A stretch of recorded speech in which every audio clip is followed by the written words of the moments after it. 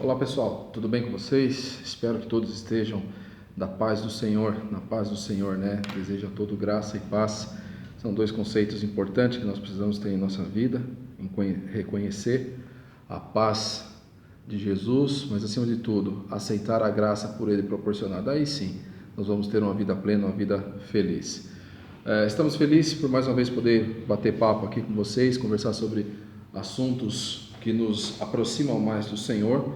Mas antes de mais nada, eu gostaria muito de te pedir uma gentileza, que você se inscrevesse no canal. À medida que você se inscreve, ajuda a divulgar ainda mais o nosso trabalho de disseminação da Palavra de Deus, e também deixasse o seu like, e um pouco abaixo também pusesse algum comentário, sugestão também de temas, do que você está achando do nosso trabalho, do nosso canal. Ficaremos muito agradecidos se você assim o fizer. Sem delongas, eu quero trazer uma questão bastante interessante. Hoje o que eu quero falar é sobre a relação existente entre o cristão e o dever. É um tema que eu já vi bastante debate, já li muito a esse respeito. Para alguns, espanta um pouco saber da relação existente entre o cristão com essa palavra, o dever.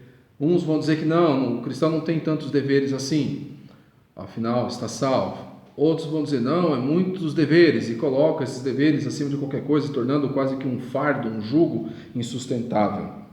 O que a palavra fala sobre isso? Você já se perguntou a esse respeito? Então, hoje a gente vai tentar conversar um pouco sobre isso, mas antes, essa relação do dever é um tema tão interessante que nos faz pensar um pouco. No século XVIII, para ser mais exato, em 1724, na Alemanha, surgiu um pensador, um filósofo chamado Immanuel Kant. Esse notável pensador, ele trouxe um dos sistemas éticos mais complexos da história da filosofia, a chamada ética deontológica. O que é esse sistema ético?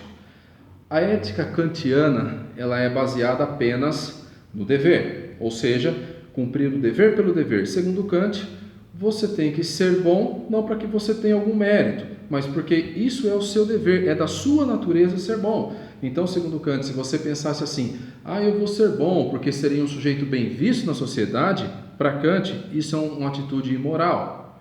Ele diz, se você pretende fazer o bem, isso é inerente à sua natureza, ou seja, fazer o dever pelo dever. É um sistema ético bastante rígido, bastante rigoroso, haja vista a formação pietista cristã, né, que o Immanuel Kant teve. Então isso o levou a refletir a conduta e o comportamento moral do homem de uma forma rígida. Agora, tudo isso que esse pensador trouxe faz com que eu chegue a uma seguinte conclusão: ele aprendeu de Jesus Cristo, porque Jesus não pensa muito diferente desse pensador, melhor dizendo, o pensador não pensa diferente de Jesus Cristo, porque Jesus, no Evangelho de Lucas, no capítulo 17, no versículo 10, a palavra do Senhor assim diz, veja, assim também vós, depois de haver feito tudo quanto vos foi ordenado, dizeis, somos servos inúteis, preste atenção, porque fizemos apenas o que devíamos fazer. Jesus está aqui conversando com seus discípulos, ensinando, e ele aborda uma série de questões, como se deve perdoar, a maneira como você tem que agir, o que você tem que fazer, se existe algum mérito nisso. Ele traz a seguinte situação de um servo que veio e serviu ao seu senhor, se ao término disso o senhor vai agradecer aquele servo, tal, e ele chega nesta conclusão: depois que você fez aquilo que devia, você é um servo inútil, só cumpriu com o seu dever, não existe mérito nisso. Então vejam bem, de acordo com Jesus Cristo, o que ele espera dos seus seguidores? Ele espera que os seus seguidores apenas cumpram aquilo que dele é esperado, apenas isso, porque numa outra passagem, nesse mesmo Evangelho de Lucas, no capítulo 6, no versículo 46, olha o que Jesus fala aqui, se isso não é realmente para nos colocar para pensar. Veja só, 6,46 no Evangelho de Lucas. Por que me chamais Senhor, Senhor, e não fazeis o que vos mando? Jesus aqui, ele provoca dizendo, vocês me chamam Senhor, mas não fazem o que eu mando? A conclusão é óbvia. Logo, eu não sou o seu Senhor. Caso eu fosse, vocês fariam o que eu mando. Agora, se você faz aquilo que eu não mando, o Senhor é outro, você mesmo, ou algum outro ser, enfim, o que seja. Então, o que nós queremos propor com isso tudo?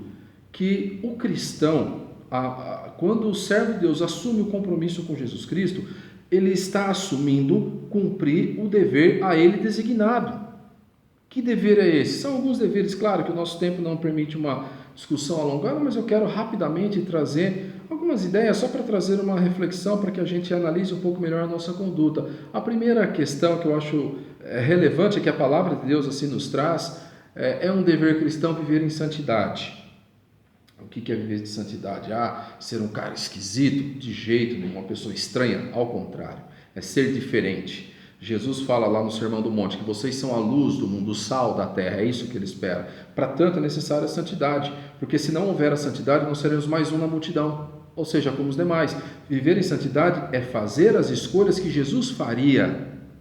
Então aquela pergunta cabe aqui perfeitamente. Em meu lugar, o que faria Jesus?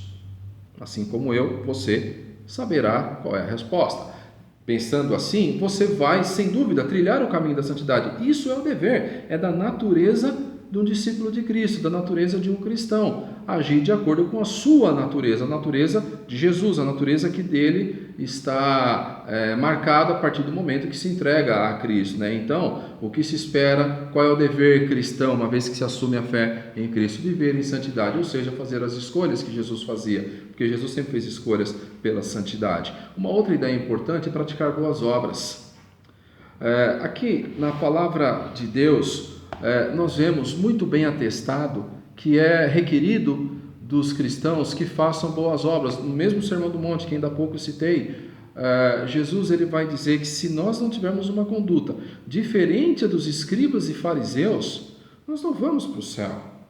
Os escribas e fariseus tinham uma conduta legalista, completamente insensível, trazendo para os dias de hoje, sem nenhuma empatia pelo próximo, pelo outro. Eles não agiam desta forma. Então Jesus fala, se você agir igual a eles, lamento, você não vai para o céu. Agora, se você agir de forma diferente, com boas obras, fazendo, como diz o dito popular, fazendo bem, sem olhar a quem, isso sim é esperado da fé cristã. Jesus fez isso. Ele agiu bem, ele fez boas obras em troca de pessoas que não mereciam o que ele fez. Assim como eu, assim como você.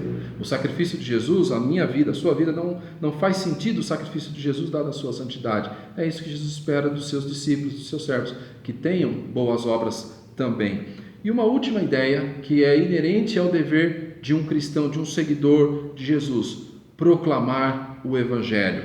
Quando eu leio numa importante epístola do Novo Testamento, a epístola de 2 Pedro, no capítulo 2, verso 9, o apóstolo, divinamente inspirado, nos escreve: Vós, porém, sois raça eleita, sacerdócio real, nação santa, povo de propriedade exclusiva de Deus, olha só, a fim de, com o objetivo de, proclamardes as virtudes daqueles que vos chamou das trevas para a sua maravilhosa luz. É isso que Jesus espera de nós. Esse é o dever do seguidor de Jesus, esse é o dever de todo o cristão. Buscar a santidade como marca fundamental, pois Jesus era santo.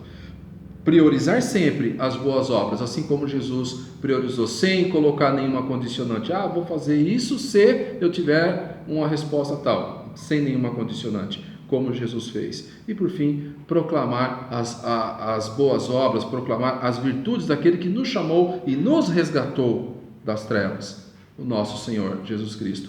Esse é o dever cristão. Então alguns vão dizer, o cristão não tem um dever. Tem sim, muito bem atestado pelas Escrituras. Mas o que é isso? Atestado pelas Escrituras. A própria pessoa de Jesus, a atitude de Jesus nos impele a esse comportamento. Então como dizer que o cristão não tem um dever? Sim, uma atitude cristã moral equilibrada é agir de acordo com a nossa natureza, de agir de acordo com a sua natureza. Então, como discípulo de Cristo, meu querido amigo, irmão que está me vendo nesse momento, nós temos sim que agir de acordo com o dever cristão. E esse dever cristão, basicamente, são tantas outras virtudes, mas basicamente eu quero trabalhar apenas essas três. Nós temos que viver em santidade, praticar as boas obras e proclamar ao Deus, ao Senhor, a quem nós servimos, ok? Espero que tenha ajudado vocês a uma reflexão um pouco melhor, a que nós busquemos ainda mais uma santidade, uma comunhão mais íntima com o nosso Senhor. Qualquer dúvida, mande um recado para a gente, deixe nos comentários, curta o nosso vídeo. Muito obrigado e até a próxima. Deus abençoe.